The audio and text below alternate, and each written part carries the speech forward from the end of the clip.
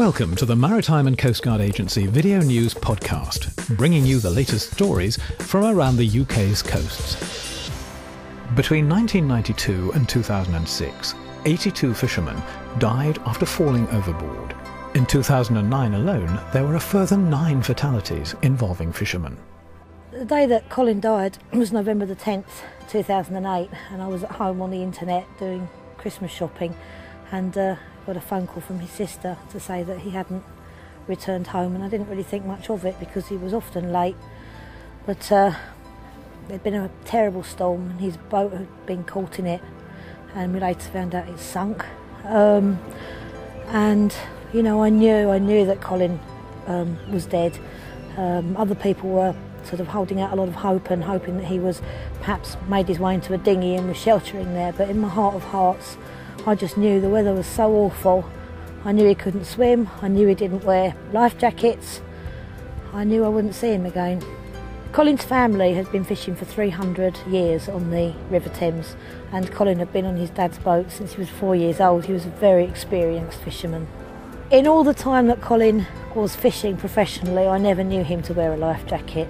I did used to ask him, but he used to say that it would restrict his mobility, and he just didn't enjoy wearing it. He said he couldn't work properly if he wore a life jacket, and I know that most of the other fishermen don't wear them as well.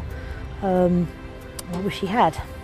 It's been very traumatic for us since losing Colin, not only because he died, but because we didn't find his body for such a long time, which had absolutely catastrophic financial implications for us. Even if his safety equipment hadn't saved his life, it might have made his body easier to find and saved us the heartbreak of aggressive phone calls from bank and untangling an absolute minefield of financial mess. I think fishermen should think about their families and not just themselves. When you're in a situation where you're absolutely just poleaxed with grief and your money all stops as well, and it's really, really complicated, it's just layer upon layer upon layer of absolute heartbreak.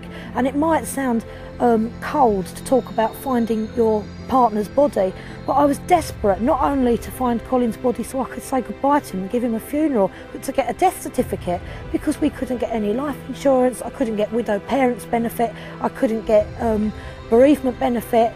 I had the banks hounding me for repayments because they would only discuss the accounts with Colin, and of course he was dead, but I couldn't prove it because I had no death certificate. There are just so many implications to not finding a body. It was just absolute hell, it really, really was. If it hadn't been for the fishing community giving me money and my local church, I wouldn't have survived.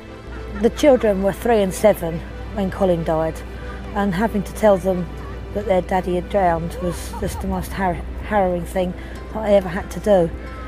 I can hardly think about that time. It's got just awful, awful memories. And you know, my little girl asked me why he didn't wear a safety jacket, and what could I say? Apart from, I don't know. Daddy said it made it difficult to work in. It's not much of an answer, is it?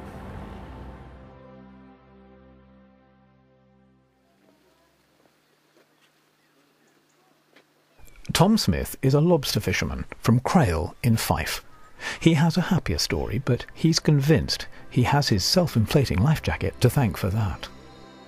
I was out in my small fishing boat early one morning and pulling my lobster pots, and had to be in quite early, so I was in a bit of a rush, and the boat had quite a lot of pots on it, so I had a basket hanging over the side of the boat which was surplus to requirements at that particular time, and when I put the boat in gear, the basket caught the water and dragged the boat under, which filled up with water within 5 seconds, which gave me no time whatsoever to get my life jacket on. If I hadn't been wearing one there and then, I wouldn't have had time to put it on.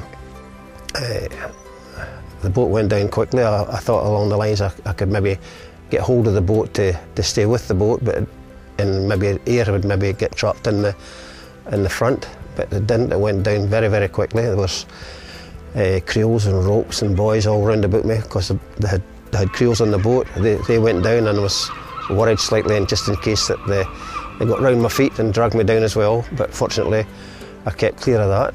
And then there was an onshore wind that day, which fortunately carried me towards shore. It took me about 3/4 an hour to an hour before I washed in. I couldn't swim, I'm a non-swimmer, so just kept going back with my hands and taking a rest, and I was starting to get cold, my legs were getting numb.